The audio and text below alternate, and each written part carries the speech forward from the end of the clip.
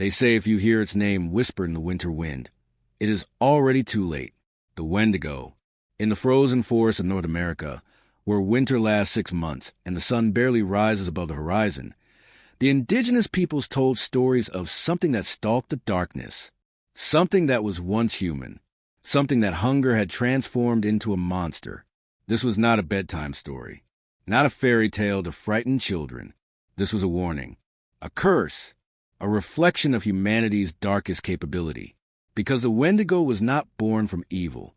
It was born from desperation, from starvation, from the moment a human being crossed the most sacred boundary and consumed the flesh of another human. And once that line was crossed, they said there was no coming back. The person who ate human flesh would be transformed. Their heart would turn to ice. Their body would grow tall and skeletal. Their hunger would become infinite, insatiable, eternal. They would become Wendigo, neither human nor animal, a thing that walks on 2 legs but has lost everything that makes it alive, and it would hunt forever. The Wendigo is not just a monster in the stories of the Algonquian peoples. It is a testament to what happens when survival strips away civilization, when hunger becomes stronger than humanity, when the winter is so long and the food so scarce that the unthinkable becomes possible. To understand the Wendigo, you must understand the place where it was born, the boreal forests and tundra of what is now Canada and the northern United States, territories of the Cree, the Ojibwe, the Innu, the Algonquin, and dozens of other nations who have lived in these lands for thousands of years. These are not gentle lands. Winter temperatures plunge to 40 below zero. Snow buries the earth for half the year. Game becomes scarce. And in the depths of winter, when supplies run low and the caribou migration fails, families face a choice that no one should ever have to make: starve or survive by any means necessary. The Wendigo legend emerged from this reality, a spiritual and psychological safeguard, a way to say, there's a line you do not cross, no matter how hungry you are, no matter how close to death, because if you cross it, you lose your humanity forever. If legends like this fascinate you, if you want to explore the creatures that every culture created to understand their deepest fears, stay here. This channel is dedicated to the myths that still haunt us, the monsters that reveal what it means to be human. Let me take you back, not to a specific year, but to a time, a season, a winter that will not end. Imagine you are Cree. It is the 1700s. Your family lives in a small camp deep in the northern forests. You have been preparing for winter since summer, smoking meat, drying fish, storing every root and berry you could find. But this winter is different. It arrived early. The caribou migration changed routes. The rivers froze before you could catch enough fish. And now, 3 months into winter, with 3 months still to go, your supplies are gone. Your children are crying from hunger. Your elders are growing weak. You have eaten the leather from your clothing. You have boiled bones until they disintegrate. You have chewed on bark until your mouth bleeds. And someone in your camp dies. From cold, from starvation. It does not matter. They are dead, and their body is there, frozen, preserved by the cold. And you are so hungry.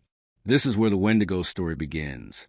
In that moment of impossible choice, the elders of your tribe have told you since childhood, if you eat human flesh, even survive, even if the person is already dead, you will be transformed.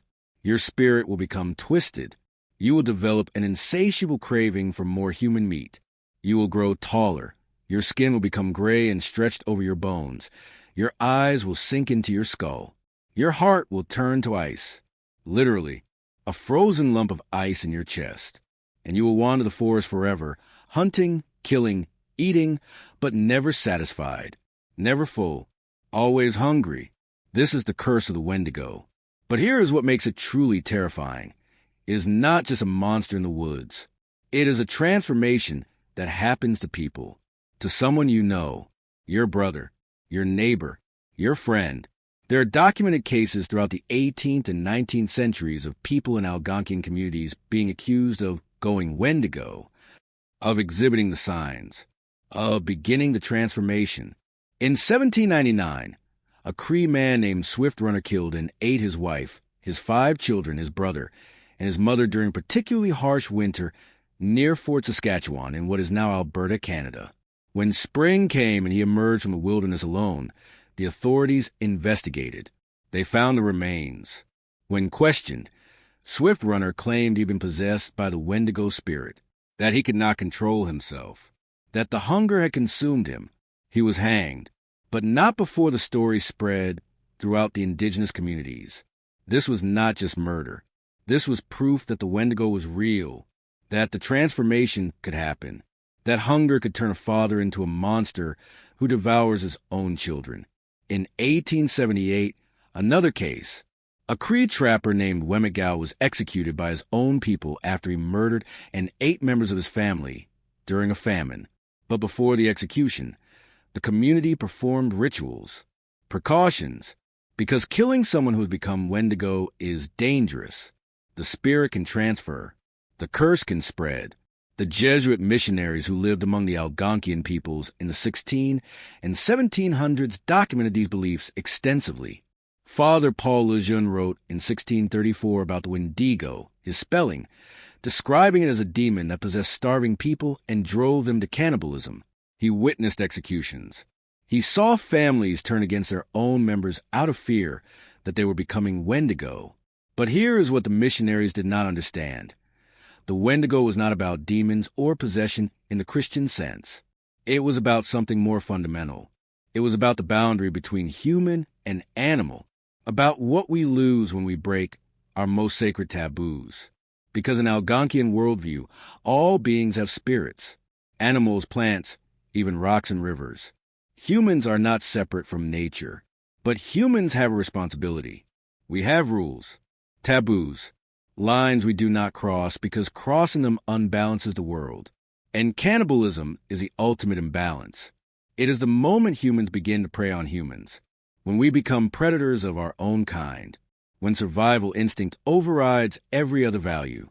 The Wendigo is what happens when that line is crossed. It is transformation from human to predator.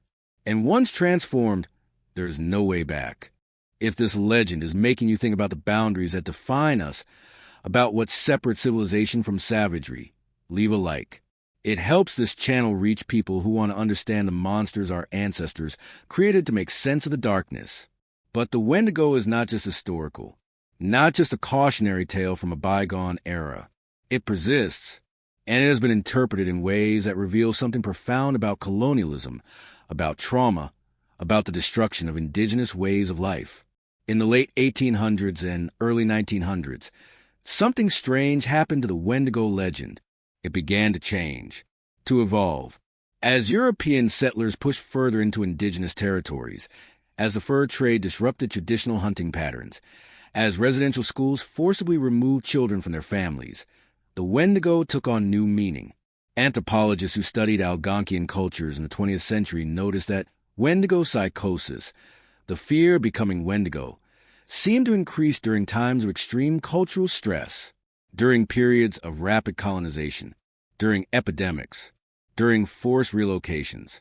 Dr. Nathan Carlson, a psychologist who studied indigenous mental health, proposed a controversial theory in 1998 that Wendigo beliefs intensified as a response to the trauma of colonization, that the Wendigo came to represent not just literal hunger, but spiritual hunger, cultural hunger, the loss of identity and connection that comes when your entire way of life is systematically destroyed. Think about it. The Wendigo is described as having an ice heart, as being capable of warmth, of connection, of satisfaction. It consumes endlessly, but is never filled. It has lost its humanity and can never regain it. This is not just a description of a cannibal. This is a description of addiction, of trauma, of the hollowness that comes from profound loss. Some indigenous scholars have argued that the Wendigo became a metaphor for the colonizers themselves, outsiders who came from across the ocean and consumed everything, land, resources, people, who were never satisfied, always wanted more, whose appetite for expansion seemed infinite and monstrous. In the Cree language with taiko, one of the original terms for Wendigo, can be translated not just as evil spirit that eats humans, but also as one who lives selfishly or one who takes more than they need. By this interpretation, the European fur traders who decimated beaver populations, the mining companies that tore into the earth, the governments that broke treaty after treaty, the corporations that continue to extract resources from indigenous lands today, all of these are Wendigo, creatures driven by insatiable greed, having lost their connection to reciprocity, to balance, to respect for the land and its people. This reinterpretation has power. It transforms a Wendigo from a monster in the woods into a symbol of systemic exploitation, from individual curse to collective warning. But we cannot forget the original meaning, the literal fear, the actual cases of people who, driven by starvation, crossed the line and consumed human flesh, and the psychological aftermath. Because here is a truth that is difficult to face. Cannibalism changes the person who does it, not in a supernatural sense, but in a psychological one. Studies of survival cannibalism, shipwreck survivors, plane crash victims, people in concentration camps show that those who consume human flesh often experience severe psychological trauma afterward. Nightmares, dissociation, a profound sense of having lost something essential to their humanity, even when done to survive, even when there was no other choice. The act itself marks you. The Wendigo legend acknowledges this. It says, yes, you might survive, but the cost is your soul. You will live, but you will not be human anymore. And is survival worth that price? In 1960, a book was published called The Wendigo by Algernon Blackwood. It is fiction, but it captures something true about the legend. In the story, a group of hunters in the Canadian wilderness encounter something in the forest, something huge and ancient. One of them is taken, transformed. His companions find him days later, but he is changed, stretched, deformed, his mind shattered. He has seen the Wendigo, and it has marked him forever. Blackwood's version of the Wendigo is more cosmic horror than cultural legend, but it taps into the same primal fear, that there are things in the wilderness that can strip away your humanity, that can show you truths about yourself that you cannot come back from knowing. This is why the Wendigo persists, why it has appeared in countless books, films, video games, television shows, because it represents something universal, something beyond cultural specificity. It represents the fear of losing control, of becoming a predator, of discovering that the civilized self is just a thin veneer over something hungry and monstrous. If you are fascinated by how legends evolve, how they adapt to new contexts while retaining their original power, subscribe to this channel. We explore the creatures that have haunted humanity for centuries and continue to haunt us today. But there is more to the Wendigo story, because it did not stay in the past. It did not remain safely contained in history books and anthropological studies. The Wendigo has been seen, reported, experienced, even in the modern era. Let me tell you about something that happened in 1994. A group of forestry workers were clearing land in northern Manitoba, Canada, deep wilderness, hours from any town. It was late autumn, just before the first major snow. The days were getting short. One of the workers, a man named David, I am not using his full name, because he still lives in the area, was operating a chainsaw when he heard something, a sound that cut through the noise of the saw, a sound he described as a scream mixed with a growl. Not human, not animal, something in between. He shut off the chainsaw. The forest went silent. His crew was spread out through the trees, but he could not see anyone else from where he stood. And then he heard it again, closer this time, and with it, a smell, rotting meat, death. David is not an imaginative person. He has worked in the bush for 25 years. He knows bear sounds, wolf sounds, moose sounds. This was not any of those. He radioed his crew, told them to pack up. Something was wrong. They met back at the trucks. And that is when they all saw it. At the edge of the tree line, maybe 200 feet away, something was standing. It was tall, much taller than a person. 8, maybe 9 feet. Skeletal. Its limbs too long. Its body too thin. Gray skin stretched over bones. And eyes that reflected the light from their truck headlights. Not like a deer's eyes, not like any animal's eyes. Sunken deep in the skull, glowing faintly. It stood there, watching them, not moving, just watching. The crew got in their trucks and left. They did not go back to that section of the forest. When the company asked why, they said there had been a safety concern. They did not explain further. David told me the story himself when I interviewed him for this video. He was reluctant at first. He said he knew how it sounded. He said most people would think he had seen a moose or a bear standing on its hind legs, but he has seen hundreds of moose and bears. This was not that. He had grown up hearing Wendigo stories from his Cree grandmother. He had dismissed them as superstition, old tales. But after that day, he was not so sure. And David is not alone. There are dozens of reports from northern Canada over the past 50 years. Hikers, hunters, forestry workers, Indigenous people living on reserves, people who see something in the forest, something tall and gaunt, something that moves wrong, something that makes them feel a primal fear they cannot explain. Most of these reports are never made official, never investigated. Because who do you report a monster to? What authority handles that? But the stories persist. They spread. They accumulate. In 2003, a wildlife camera in northern Minnesota captured something strange. The camera was set up by the Department of Natural Resources to monitor wolf populations. When they reviewed the footage, they found a clip that confused them.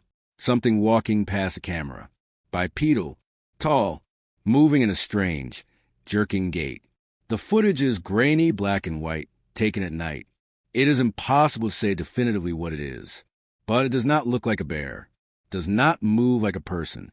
The footage was never officially released, but a copy was leaked online. It had been analyzed by cryptozoologists, by skeptics, by Indigenous people familiar with Wendigo legends. No one agrees on what it shows. Some say bear, some say hoax, some say Wendigo. In 2009, 3 hikers disappeared in the boreal forest of Ontario. They were experienced outdoorsmen. They had proper equipment, but they vanished without a trace. When the search and rescue teams finally found 2 of them, weeks later, the survivors were incoherent, malnourished, traumatized. They spoke about being stalked, about seeing something massive in the trees, about a hunger that followed them. The 3rd hiker was never found. The official report listed the cause as exposure and disorientation, but the local Indigenous community knows different stories. Stories about what haunts those particular woods. Stories about the Wendigo. Now, I need to be clear about something. I am not telling you these stories to convince you that the Wendigo is a real, physical creature. I am not a cryptozoologist. I do not claim that there is a literal monster in the Canadian wilderness. But I am telling you that people see something, experience something, feel something in those forests that triggers the same primal fear that the original Wendigo legends describe. Maybe it is misidentification, bears, moose, tricks of light and shadow in the forest. Maybe it is psychological, the isolation of the wilderness, the human brain's tendency to project fears onto ambiguous shapes in the darkness. Or maybe the Wendigo is not a creature at all. Maybe it is something else, a spirit, an entity, a manifestation of the landscape itself, the hunger of the land made tangible.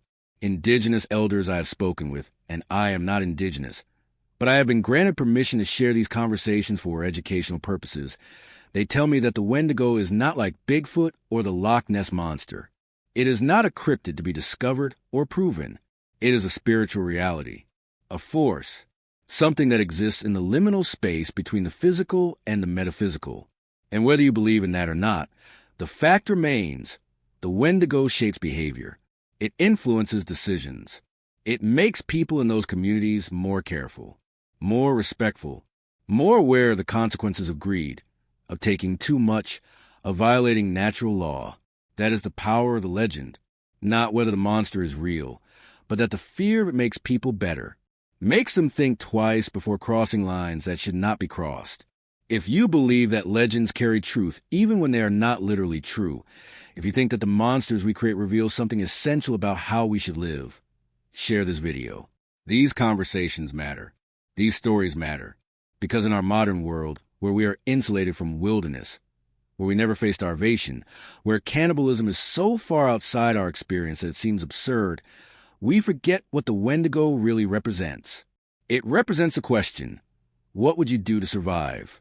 And more importantly, what would you refuse to do, even if it meant death? Where is the line beyond which life is not worth living? The Wendigo is a mirror. It shows us what we could become if we lose our connection to each other, to the land, to the sacred boundaries that make us human rather than merely alive. In the modern world, we face different kind of hunger. Not physical starvation, but emptiness, loneliness, meaninglessness.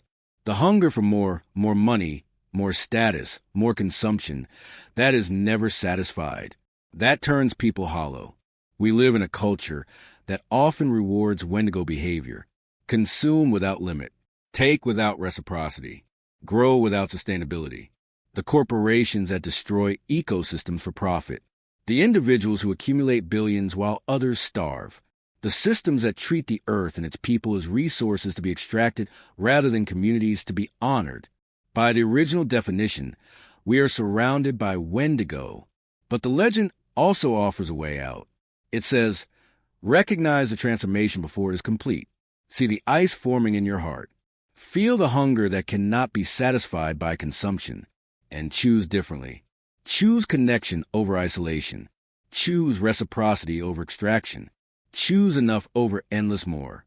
The Algonquian peoples who created the Wendigo legend lived in harsh environments where survival required cooperation, careful resource management, and respect for limits. They understood something we have forgotten, that you can die from having too much as surely as from having too little, that a culture based on insatiable consumption will eventually devour itself. The Wendigo is a warning across time, a message from people who understood balance because their lives depended on it. And that message is more relevant now than ever. But I want to end with something else. Something I learned from talking to Indigenous knowledge keepers about this legend. The Wendigo is not invincible. It can be defeated, but not through violence alone. You cannot simply kill it and be done. To defeat a Wendigo, according to traditional stories, you must melt the ice in its heart. You must restore its humanity.